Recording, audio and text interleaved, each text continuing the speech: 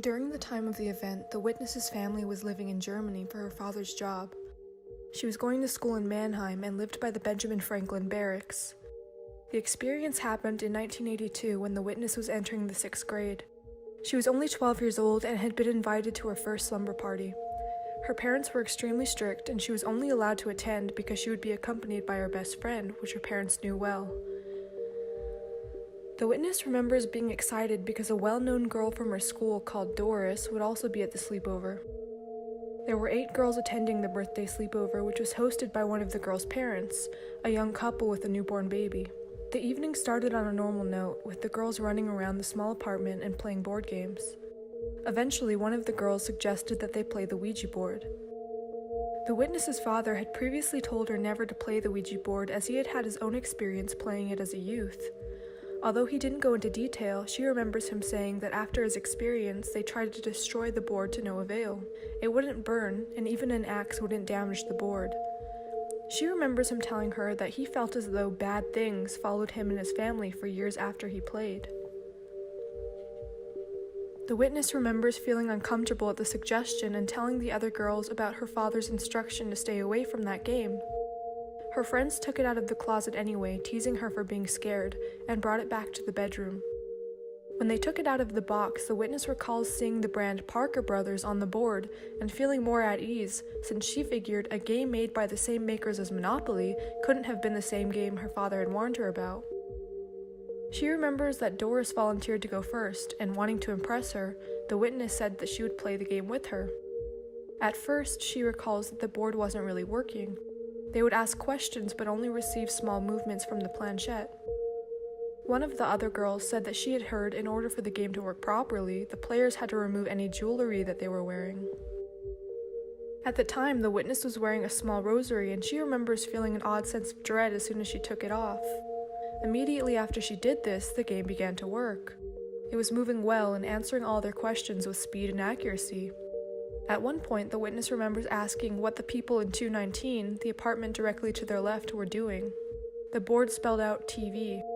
This went on for a while, and the girls asked the board typical questions that young girls would ask, such as who will I marry or when will I have my first kiss. After playing for about 30 minutes, the witness recalls starting to laugh with her friends.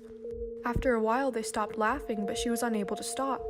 She was laughing hysterically, though nothing funny had occurred, and she remembers looking at Doris as her face changed from confused to scared.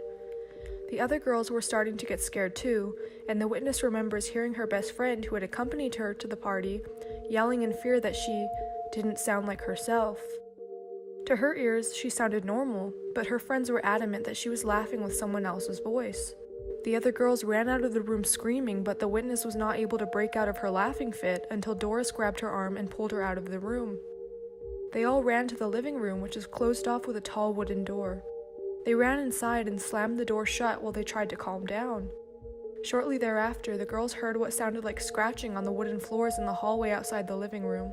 They tried to figure out what was making the sound since the parents were still in their bedroom with their door closed. One of the girls shouted that it sounded like the Ouija board scraping against the wood floors outside of the door. The door started to shake, and it was at this time that the girls started screaming and calling out for the parents. The witness stated that there was no way the parents wouldn't have heard 8 girls screaming for them in an apartment that small, but they never came.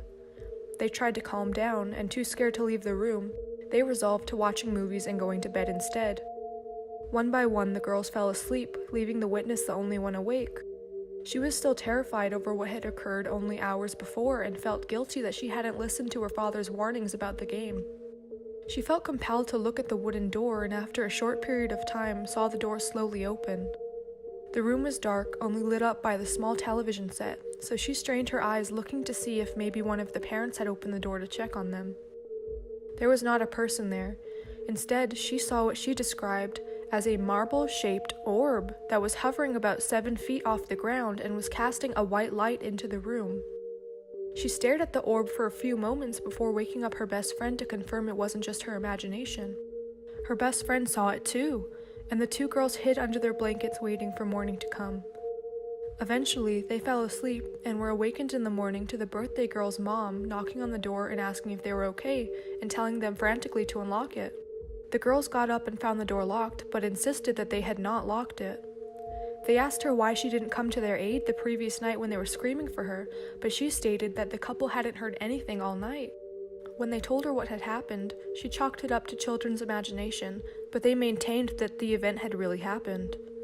They went back to the girl's room hoping to convince her, but found the board missing from the center of the room where they had left it. Eventually, they found it tucked back in its box in the closet, and when they asked if she had put it away, the mother stated that she had not been in the room all day. Seeking answers for what had happened the previous night, the girls decided to pull out the Ouija board one more time.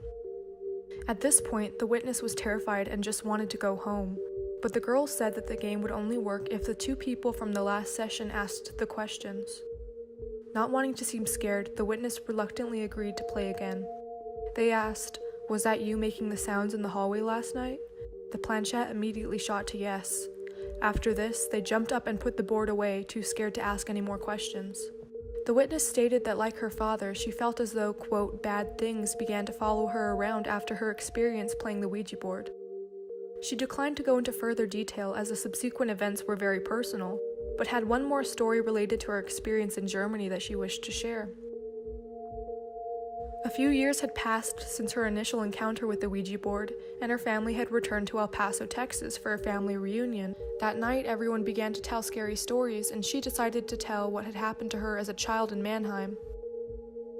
As she was telling the story, the family heard 3 loud crashes coming from the living room, followed by the sound of something hitting the piano.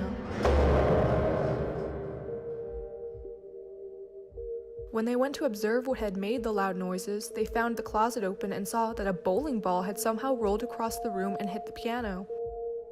Upon further inspection, the family noticed that there was an old Ouija board in the closet from which the bowling ball had come from.